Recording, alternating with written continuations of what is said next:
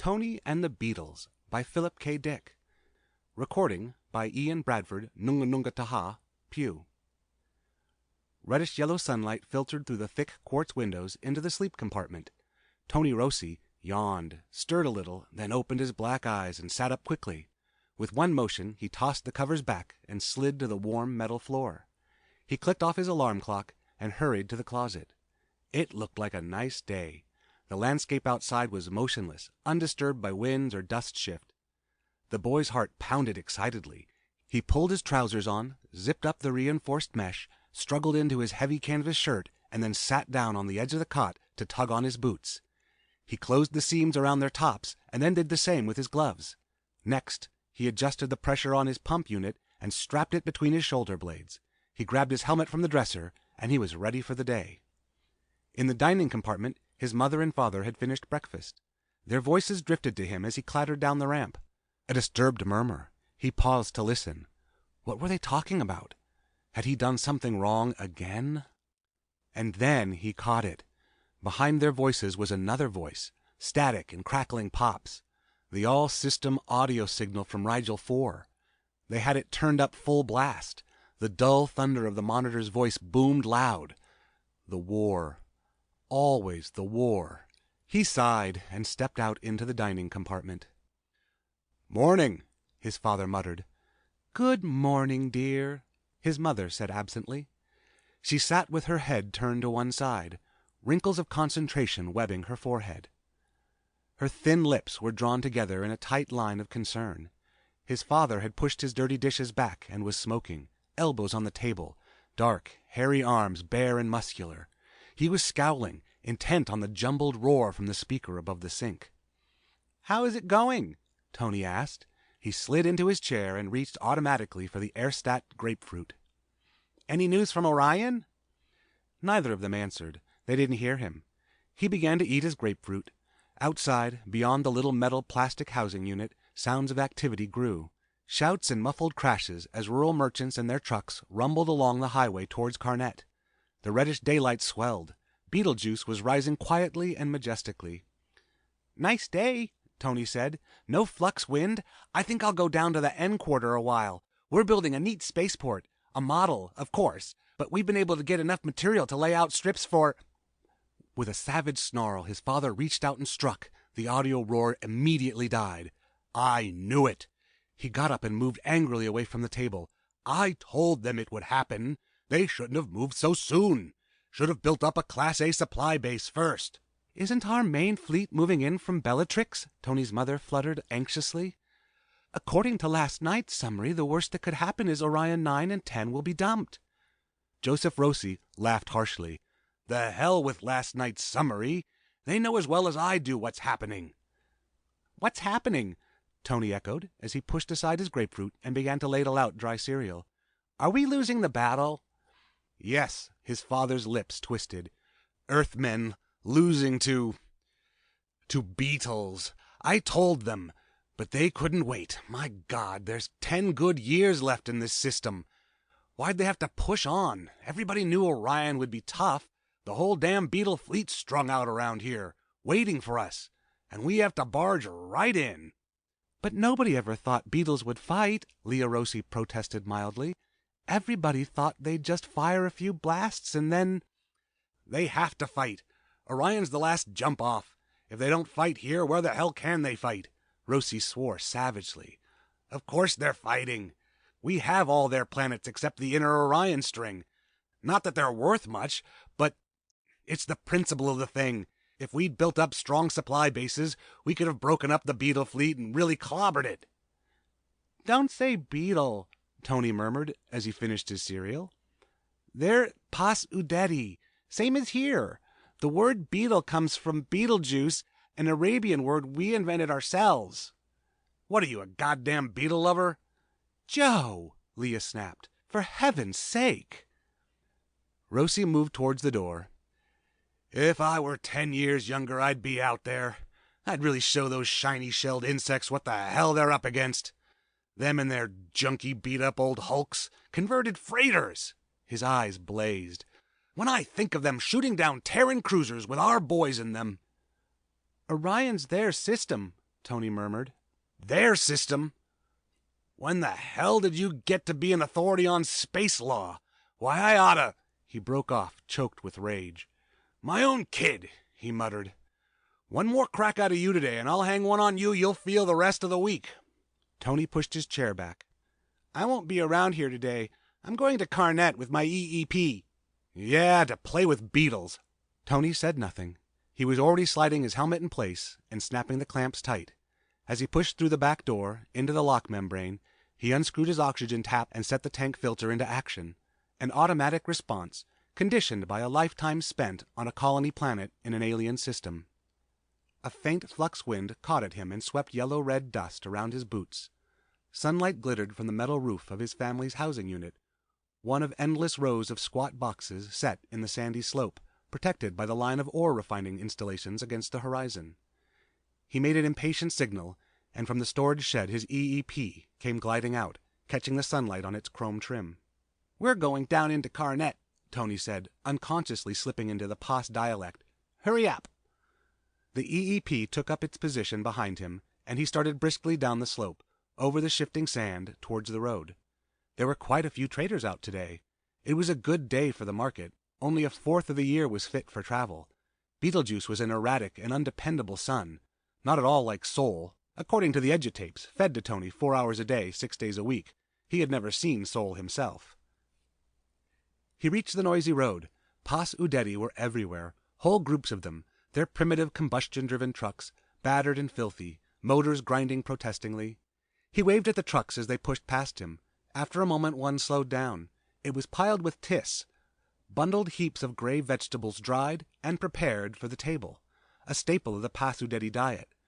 Behind the wheel lounged a dark-faced, elderly Pos, one arm over the open window, a rolled leaf between his lips. He was like all the other Pos Udeti, lank and hard-shelled, encased in a brittle sheath in which he lived and died. You want a ride? The Pos murmured. Required protocol when an Earthman on foot was encountered. Is there room for my EEP? The Pos made a careless motion with his claw. It can run behind. Sardonic amusement touched his ugly old face. If it gets to Carnet, we'll sell it for scrap. We can use a few condensers and relay tubing. We're short on electric maintenance stuff. I know, Tony said solemnly as he climbed into the cabin of the truck. It's all been sent to the big repair base at Orion, for your war fleet. Amusement vanished from the leathery face. Yes, the war fleet. He turned away and started up the truck again. In the back, Tony's EEP had scrambled up onto the load of tis and was gripping precariously with its magnetic lines. Tony noticed the Pos Udeti's sudden change of expression, and he was puzzled. He started to speak to him, but now he noticed unusual quietness among the other Pos, in the other trucks, behind and in front of his own. The war, of course. It had swept through this system a century ago. These people had been left behind. Now all eyes were on Orion, on the battle between the Terran Warfleet and the Pos Udeti collection of armed freighters. Is it true, Tony asked carefully, that you're winning? The elderly Pos grunted. We hear rumors. Tony considered. My father says Terran went ahead too fast. He says we should have consolidated. We didn't assemble adequate supply bases. He used to be an officer when he was younger. He was in the fleet for 2 years. The Pos was silent for a moment. It's true, he said at last, that when you're so far from home, supply is a great problem. We, on the other hand, don't have that. We have no distances to cover. Do you know anybody fighting? I have distant relatives. The answer was vague. The Pos obviously didn't want to talk about it. Have you ever seen your war fleet? Not as it exists now. When this system was defeated, most of our units were wiped out. Remnants limped to Orion and joined the Orion fleet. Your relatives were with the remnants? That's right.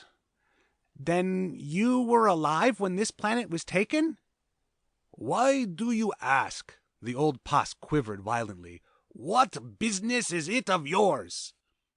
Tony leaned out and watched the walls of the buildings of Carnet grow ahead of them. Carnet was an old city. It had stood thousands of years. The Pos Udeti civilization was stable. It had reached a certain point of technocratic development and then leveled off. The POS had intersystem ships that carried people and freight between planets in the days before the Terran Confederation. They had combustion-driven cars, audiophones, a powered network of a magnetic type.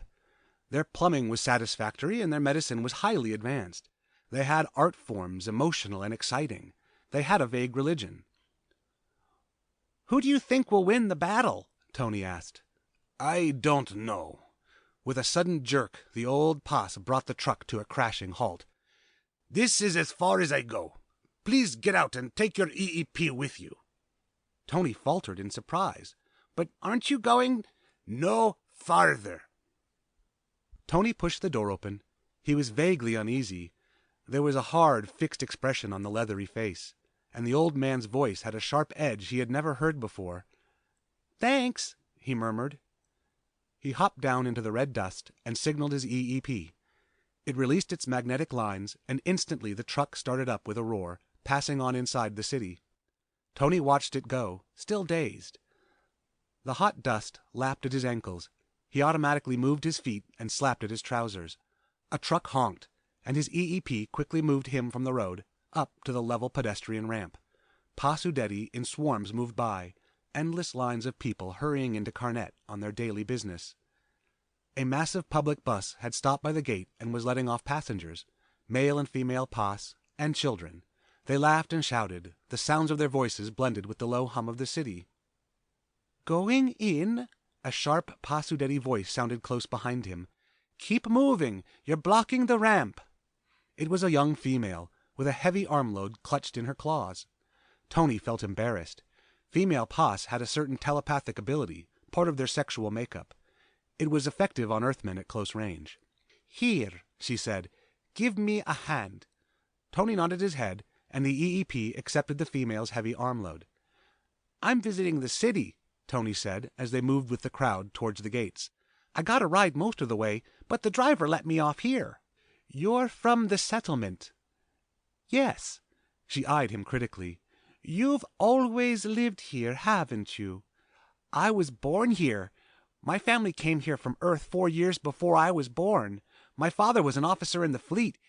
He earned an emigration priority." "So you have never seen your own planet. How old are you?" 10 years. Terran."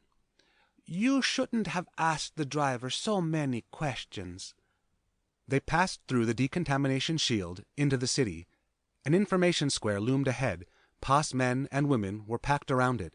Moving chutes and transport cars rumbled everywhere. Buildings and ramps and open-air machinery. The city was sealed in a protective, dust-proof envelope. Tony unfastened his helmet and clipped it to his belt. The air was stale-smelling, artificial, but usable. "Let me tell you something," the young female said carefully as she strode along the foot ramp beside Tony. "I wonder if this is a good day for you to come into Carnet. I know you've been coming here regularly to play with your friends, but perhaps today you ought to stay at home in your settlement." "Why?" "Because today everybody is upset." "I know," Tony said. "My mother and father were upset. They were listening to the news from our base in the Rigel system." "I don't mean your family. Other people are listening too. These people here, my race." "They're upset all right," Tony admitted, "but I come here all the time. There's nobody to play with at the settlement, and anyhow, we're working on a project." "A model spaceport."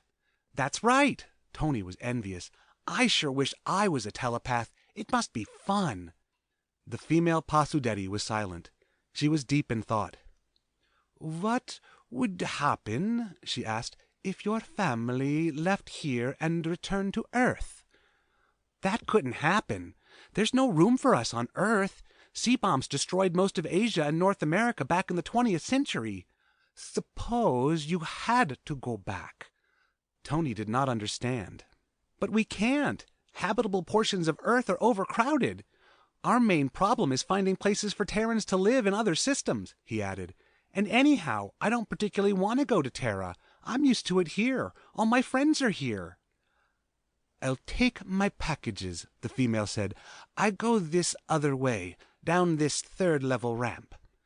Tony nodded to his EEP, and it lowered the bundles into the female's claws. She lingered a moment, trying to find the right words. "Good luck," she said. "With what?" She smiled faintly, ironically. "With your model spaceport. I hope you and your friends get to finish it." "Oh, of course we'll finish it," Tony said, surprised. "It's almost done." "What does she mean?" The Pasudeti woman hurried off before he could ask her. Tony was troubled and uncertain. More doubts filled him. After a moment he headed slowly into the lane that took him towards the residential section of the city, past the stores and factories, to the place where his friends lived. The group of Pasudeti children eyed him silently as he approached. They had been playing in the shade of an immense hengalo, whose ancient branches drooped and swayed with the air currents pumped through the city. Now they sat unmoving. "I didn't expect you today," Beeprith said in an expressionless voice. Tony halted awkwardly, and his EEP did the same. "How are things?" he murmured. "Fine." "I got a ride part way." "Fine." Tony squatted down in the shade. None of the Pas children stirred. They were small, not as large as Terran children. Their shells had not hardened, had not turned dark and opaque like horn. It gave them a soft, unformed appearance, but at the same time it lightened their load. They moved more easily than their elders. They could hop and skip around still. But they were not skipping right now. "What's the matter?" Tony demanded. "What's the matter with everybody?" No one answered. "Where's the model?" he asked. "Have you fellows been working on it?" After a moment, Lyrie nodded slightly. Tony felt dull anger rise up inside him. "Say something! What's the matter? What are you all mad about?" "Mad?" Beeprith echoed. "We're not mad." Tony scratched aimlessly in the dust. He knew what it was. The war again. The battle going on near Orion. His anger burst up wildly. "Forget the war. Everything was fine yesterday before the battle." "Sure," Lyrie said. "It was fine." Tony caught the edge to his voice. "It happened 100 years ago. It's not my fault." "Sure," Beeprith said. "This is my home, isn't it? Haven't I got as much right here as anybody else? I was born here." "Sure," Lyrie said tonelessly. Tony appealed to them helplessly. "Do you have to act this way? You didn't act this way yesterday. I was here yesterday. All of us were here yesterday. What's happened since yesterday?" "The battle," Beeprith said. "What difference does that make? Why does that change everything? There's always war. There've been battles all the time, as long as I can remember. What's the difference about this?" Beeprith broke apart a clump of dirt with his strong claws. After a moment, he tossed it away and got slowly to his feet. "Well," he said, thoughtfully, "according to our radio relay, it looks as if our fleet is going to win this time." "Yes," Tony agreed, not understanding. "My father says we didn't build up adequate supply bases. We'll probably have to fall back to—" And then the impact hit him. "You mean for the first time in 100 years?" "Yes," Lyrie said, also getting up. The others got up too. They moved away from Tony, towards the nearby house. "We're winning. The Terran flank was turned half an hour ago. Your right wing has folded completely." Tony was stunned. "And it matters? It matters to all of you?" "Matters?" Beeprith halted, suddenly blazing out in fury. "Sure it matters.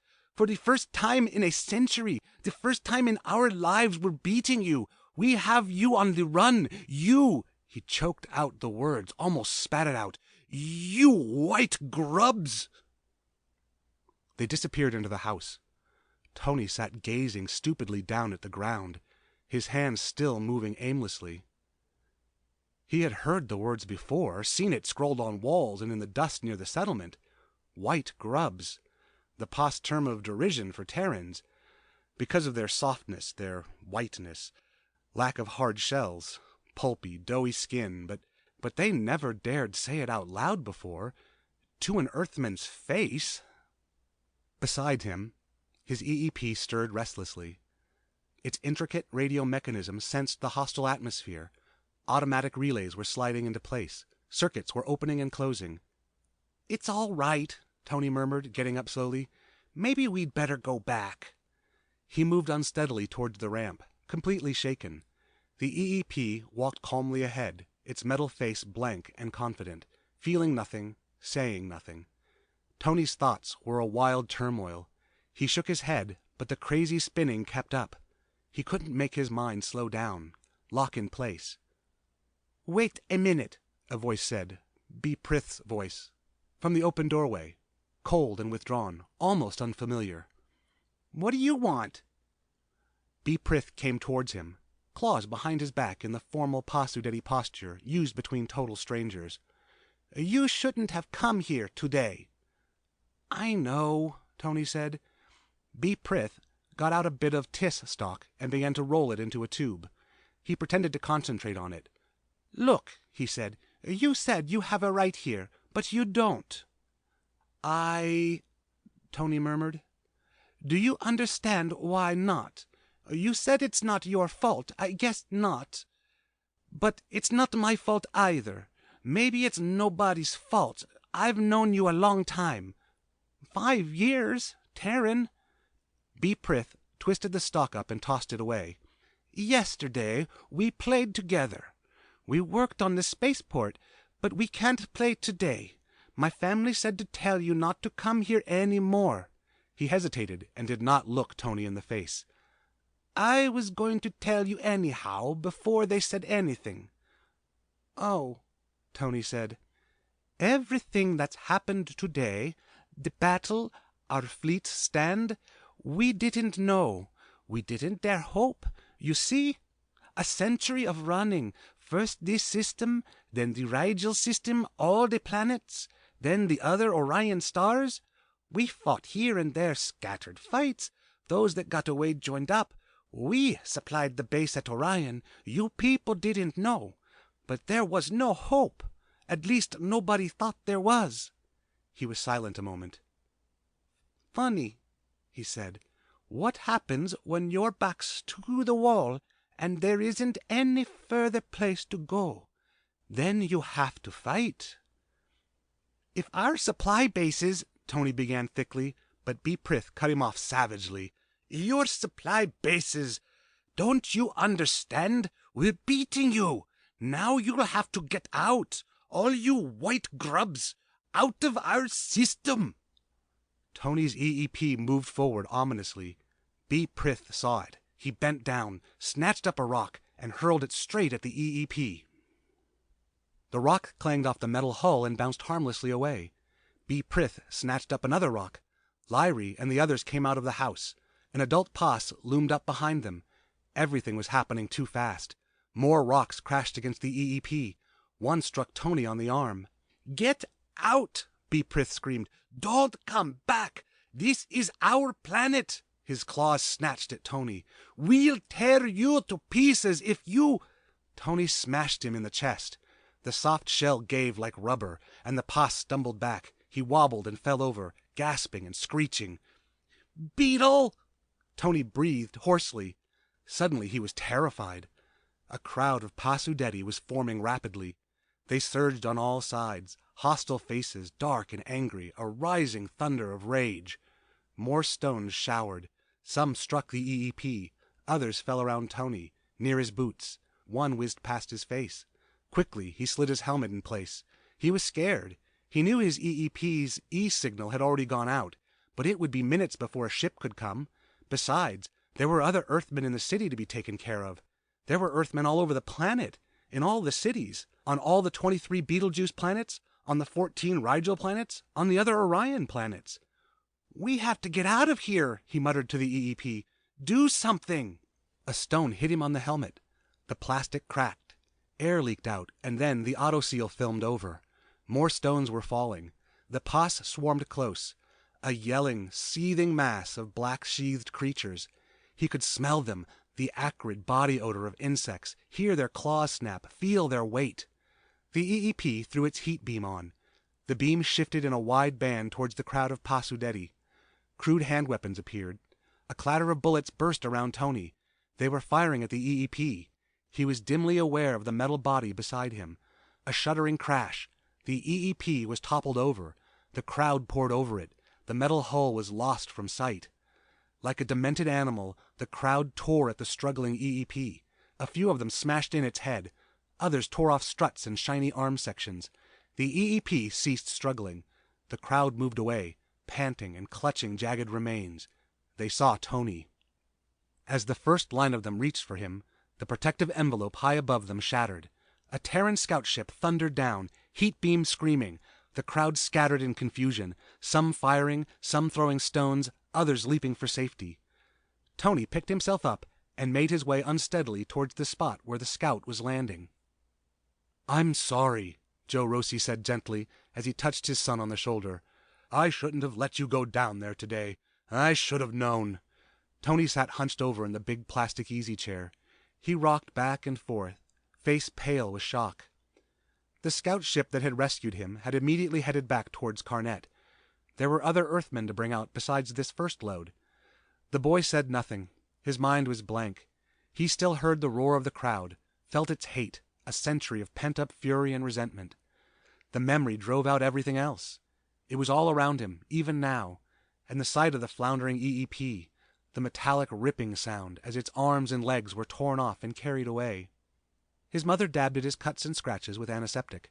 Joe Rossi shakily lit a cigarette and said, "If your EEP hadn't been along, they'd have killed you." "Beetles," he shrugged. "I never should have let you go down there. All this time. They might have done it any time, any day, knifed you, cut you open with their filthy goddamn claws." Below the settlement, the reddish-yellow sunlight glinted on gun barrels.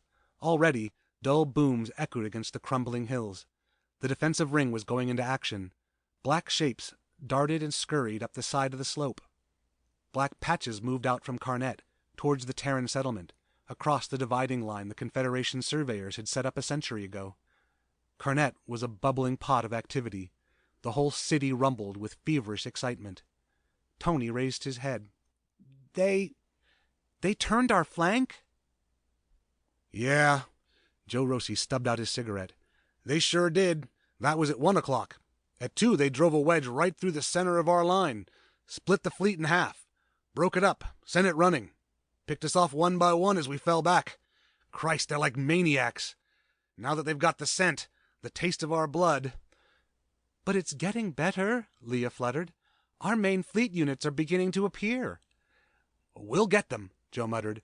"It'll take a while, but by God, we'll wipe them out. Every last one of them. If it takes 1,000 years. We'll follow every last ship down. We'll get them all." His voice rose in a frenzy. "Beetles! Goddamn insects! When I think of them trying to hurt my kid with their filthy black claws." "If you were younger, you'd be in the line," Leah said. "It's not your fault you're too old. The heart strain's too great. You did your job. They can't let an older person take chances. It's not your fault." Joe clenched his fists. "I feel so futile. If only there was something I could do." "The fleet will take care of them," Leah said soothingly. "You said so yourself. They'll hunt every one of them down, destroy them all. There's nothing to worry about." Joe sagged miserably. "It's no use. Let's cut it out. Let's stop kidding ourselves." "What do you mean?" "Face it. We're not going to win. Not this time. We went too far. Our time's come." There was silence. Tony sat up a little. "When did you know?" "I've known a long time." "I found out today. I didn't understand at first. This is stolen ground. I was born here, but it's stolen ground." "Yeah, it's stolen. It doesn't belong to us." "We're here because we're stronger, but now we're not stronger. We're being beaten." "They know Terrans can be licked, like anybody else." Joe Rossi's face was gray and flabby. "We took their planets away from them. Now they're taking them back. It'll be a while, of course. We'll retreat slowly. It'll be another 5 centuries going back. There's a lot of systems between here and Sol." Tony shook his head, still uncomprehending. "Even Lyri and Beprith, all of them, waiting for their time to come, For us to lose and go away again, where we came from. Joe Rossi paced back and forth. Yeah, we'll be retreating from now on, giving ground instead of taking it. It'll be like this today. Losing fights, draws, stalemates, and worse. He raised his feverish eyes towards the ceiling of the little metal housing unit, face wild with passion and misery. But by God, we'll give them a run for their money, all the way back, every inch. End of Tony and the Beetles by Philip K. Dick. Recording by Ian Bradford Nunga Nunga Taha, Pew.